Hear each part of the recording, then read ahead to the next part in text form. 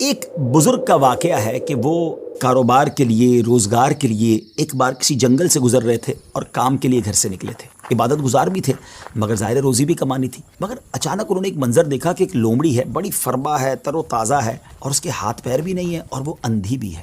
اب حیران ہو گئے کہ اس کے پاس تو نہ ہاتھ پیر ہیں، نہ آنکھیں ہیں، نہ دیکھ سکتی ہے، نہ چل پھر سکتی ہے، تو یہ کھاتی کیسے؟ اس کے کھانے کا انتظام کیسے ہوتا ہوگا؟ اسی شش و پنج میں تھے، آپ بیٹھ گئے.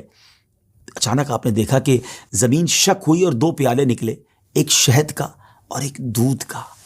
مگر آپ پھر سوچنے لگے کہ یہ پیالے تک پہنچے گی کیسے؟ اب کیا ہوا کہ تھوڑی دیر بعد انہوں نے دیکھا کہ قریب پہاڑ سے ایک سفید چہرے والے نورانی بزرگ وہ اوپر سے تشریف لائے اور اپنے ہاتھوں سے لومڑی کو یہ دونوں پیالے پلائے. پھر پیالے زمین کے اندر چلے گئے اور وہ بزرگ واپس جانے لگے.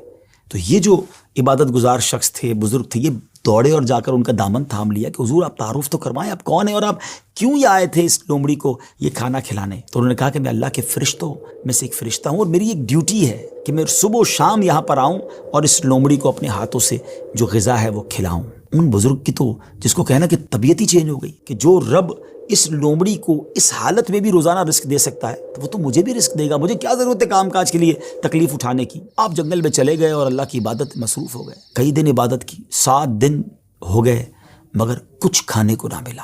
بھوک سے برا حال ہو گیا. اللہ کی بارگاہ میں فریاد کی، میرے مالک مجھے بھی تو کوئی لقمہ غذا عطا فرما. اب بھوک برداشت کرنے کی طاقت نہیں ہے، یا میری روح قبض کر لے. اللہ کی طرف سے یہ ارشاد ہوا، یہ پیغام ملا کہ اے میرے بندے اپنے ہاتھ سے کماؤ، کسب حلال کرنا ہے، کوشش کرنی ہے، خود بھی کماؤ اور محتاجوں کو بھی کھلاؤ. جب اللہ کریم کی طرف سے یہ حکم ملا تو پھر ان بزرگ نے کیا کیا؟ پہاڑ سے اتر گئے اور پھر اب طلب معاش میں اپنے کام میں لگ گئے، کمانے لگے.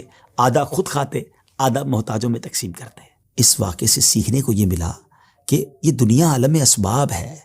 توکل یہ نہیں ہے کہ بندہ گھر میں بیٹھ جائے کہ بس اللہ روزی دے گا. یقیناً رب روزی دینے والا ہے، مگر اسی نے اس دنیا میں اسباب بنائے ہیں اور ہمیں اپنے ہاتھ سے کام کرنے کا بھی حکم دیا گیا ہے. تو کوشش کرنی ہے. ہاں، کوشش کر کے جو اسباب اختیار کیے اسی کو سب کچھ نہ سمجھیں کہ چونکہ میری دکان ہے اس لیے مجھے رزق ملتا ہے. نہیں، رزق جو ہے وہ رب عز و جل ہی عطا فرمانے والا ہے. رازق وہی ہے، بھروسہ اس پر ہو، اسباب پر نہیں. لیکن توکل کو اس طرح نہ سمجھے کوئی کہ جناب اب کچھ کرنے کی ضرورت نہیں ہے. ایک بار ایک صحابی رسول نبی پاک علیہ الصلوۃ والسلام کی بارگاہ میں آئے اور عرض کی کہ حضور میرے ساتھ اونٹ بھی ہے، کیا میں اس کو باندھ کر اللہ پر بھروسہ کروں یا ایسے ہی چھوڑ کر رب پر توکل کروں؟ تو نبی پاک علیہ الصلوۃ والسلام نے بڑا کمال کا ارشاد فرمایا کہ پہلے اس کو باندھو اور پھر رب پر بھروسہ کرو. تو ناظرین، ایکچول تعریف توکل کی یہ ہے کہ ہمیں اسباب اختیار کرنے ہیں مگر خالق اسباب پر بھروسہ کرنا ہے.